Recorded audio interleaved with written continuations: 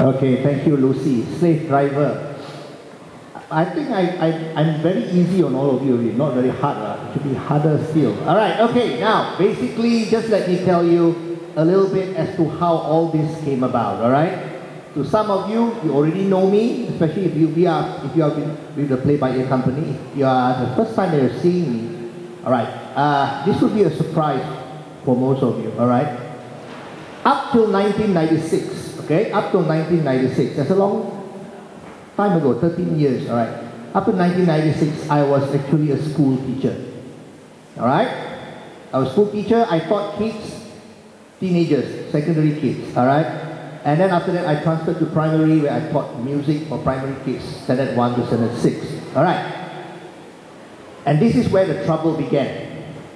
As a musician, as a performer, I found that music education in the government service schools is non-existent, all right? Let me tell you what happens in a normal week when I'm a school teacher teaching music. While I was waiting for my classes to come down for music class in my music room, instead of the classes coming down, I'll see one teacher coming down, all right? The normal school teacher that you see around, their tudong and all that, okay? We call her Kak something because she's older than us and all that. So, first thing that she will say is, Cikgu Vincent, Ayah, Puan, boleh tak kalau music hari ni saya pakai untuk mengajar matematik? This is what happens on a normal week. So at the end of the day, I was a so-called music teacher who didn't have to teach, because all my classes were being taken over by other people. Okay? So this is the predicament that we are in. Alright? And to make matters even more ironic, when I left the government services and started going into music education on the private side, I get phone calls from friends from the Ministry of Education asking me this: Vincent, now that you are out of the government services, can you do something to make a difference? Our hands are tied. We can only come out with written directives to the principals and the headmasters of the school to ensure music education is run, because it is part of the Malaysian education philosophy. But it is up to the Guru Besar and the Pengetua to decide whether it should be like that. But then, basically, for majority of the schools, it doesn't happen that way. Okay? Alright, so you have kids, especially all of you who have kids going to school now. You have your child, if you are unlucky to be in the majority of the schools where music education is not run properly.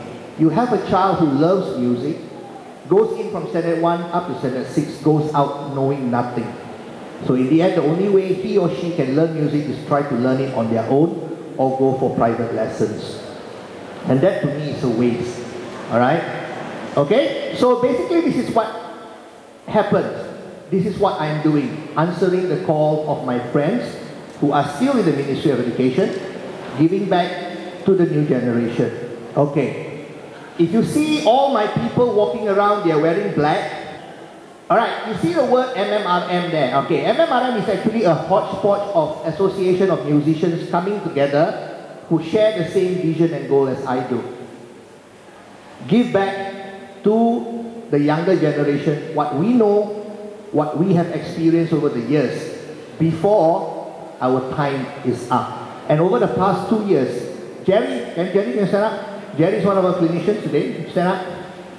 Over the past 2 years, since this went on, Jerry and I, we have lost a handful of our musician friends. Okay? They were, and they should still be, the best musicians in Malaysia. But they died leaving nothing to your kids, to the kids of the future. What they know, what they can do, died with them.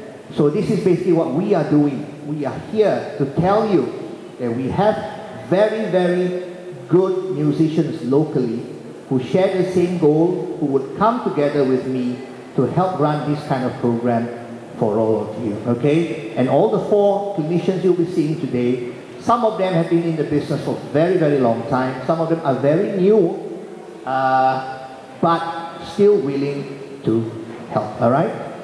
Okay? So basically to all of you, this is what I'm telling you. You need to learn music more than the music itself. You need to learn where it came from, what it is all about. Only then will you be able to understand how to create that music. It's not merely about playing it. You must feel it. You must have your feelings inside of it, so it becomes something that comes from the heart. Okay?